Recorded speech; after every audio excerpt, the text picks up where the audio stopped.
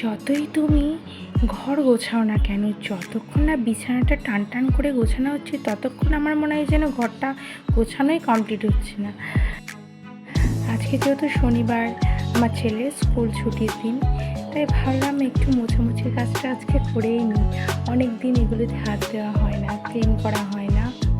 এবারে তো একটা লং ছুটি পেয়েছি, শনিবার থেকে মঙ্গলবার পর্যন্ত চারটে দিন ছুটি। ছুটি থাকলে এক এক সময় মনে হয় যে বেশ ভালো ঘরে থাকবো, আর রোদ্রে অতটা বেশি বেরোতে হবে না। কিন্তু ব্যাপারটা কি হয়ে যায়, যতক্ষণ আমার ছেলে স্কুলে থাকে আমার মনে হয় যেন আমার বেশি কাজ হয়, কিন্তু ছুটির দিনগুলোতে ঘরে এতটাই উৎপাত করে আমার কাজের থেকে অকাজটা বেশি হয়ে যায়।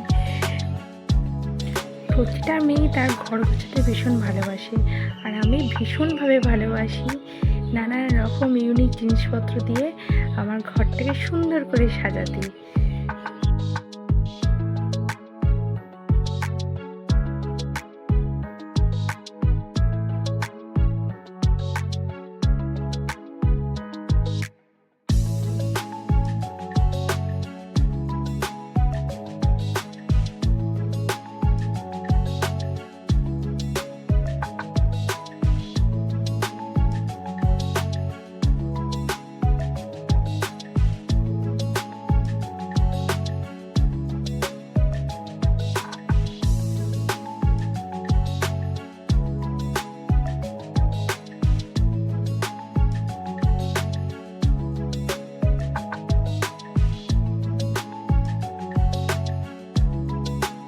সকাল সকাল ওদিকে রান্নার কাজটা অনেকটাই এগিয়ে গেছে।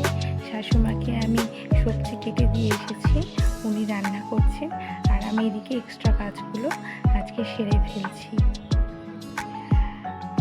ভাইয়ের কাজটা অনেকটাই সেরে আমি স্নান করে চলে এসেছি। এবার একটু ঠাকুর প্রণাম করে নেব।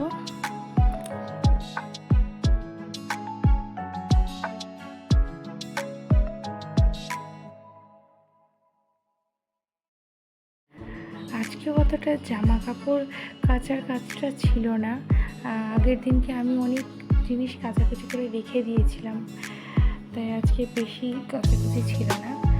আর ছাদে গিয়েছি, এতটাই রোদ্দুর, বাপরে বাপ, ছাদের মধ্যে পাই দেওয়া যাচ্ছিল না, পাটা পুরো জ্বালা করছিল গরমে। এখন এই অবস্থা, আর দুদিন পরে কি হবে।